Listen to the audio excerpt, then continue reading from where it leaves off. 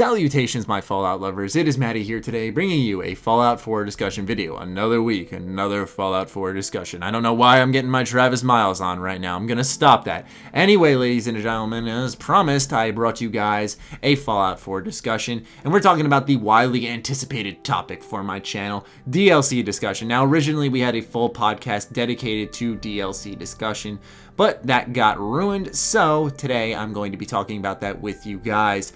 So, what do we want to do with this DLC, Bethesda? Do you want to expand in the Commonwealth, or do you want to go to a brand new area? That's the ultimate question. Now, you may be wondering, why would they want to not expand? Why would they not want to go to places like New York and Philadelphia, etc., across the pond to somewhere in China? Who knows? Disgusting speculation if you didn't know. Why wouldn't they want to do that? Why would they want to stay inside the Commonwealth?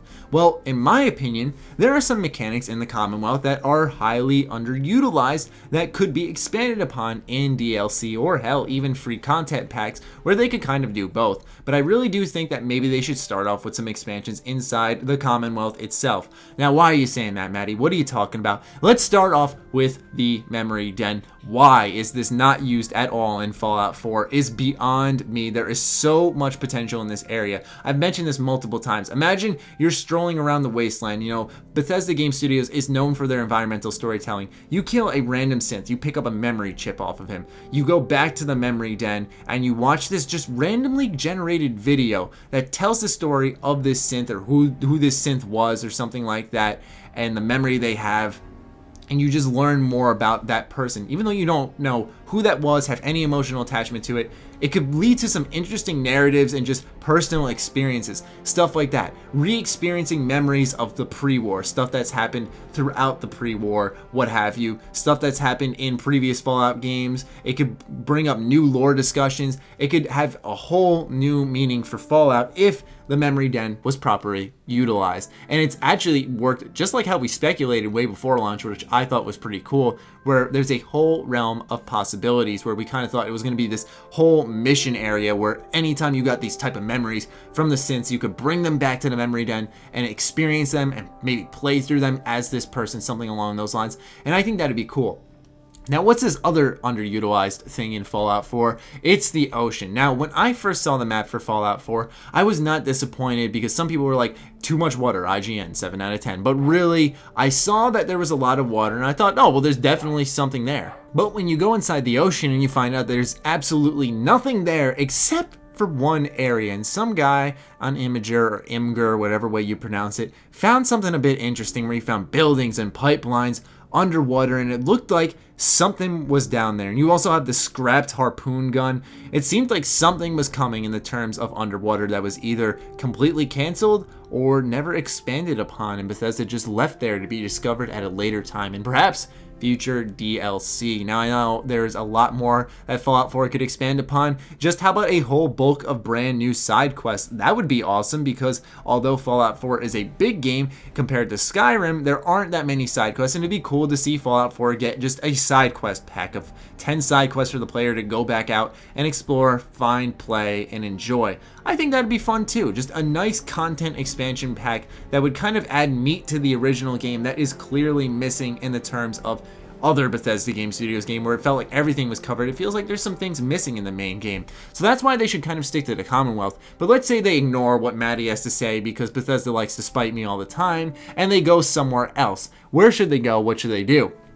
My opinion is go to New York, baby. Go to New York. Boston is right next door. Why the hell not, right? It's the perfect time to do it, Bethesda. But really, if you ask me, I believe that maybe like Philadelphia would be a good fit because of the Liberty Bell. I know that there's some lore discussions on how New York was destroyed and so was Philadelphia, but I think Bethesda really needs to clear that up a little bit, and that's why I mainly think New York is a good place. I really do think New York would be a good place, mainly because of the fact that there is so many lore confusions where some people were like, this place is destroyed. It was said it was annihilated, and some fans were like, well, no, it's actually not. That was a giant misconception.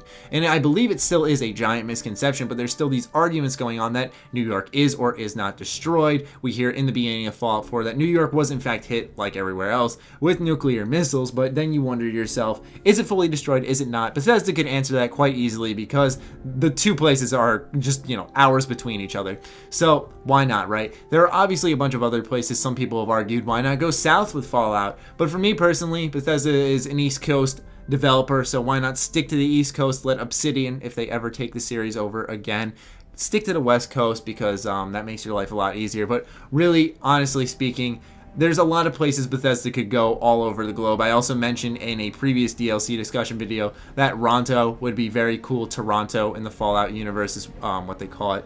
And I thought that'd be quite interesting if they went ahead and did that as well, because there's an army there that's mentioned in the Pit DLC.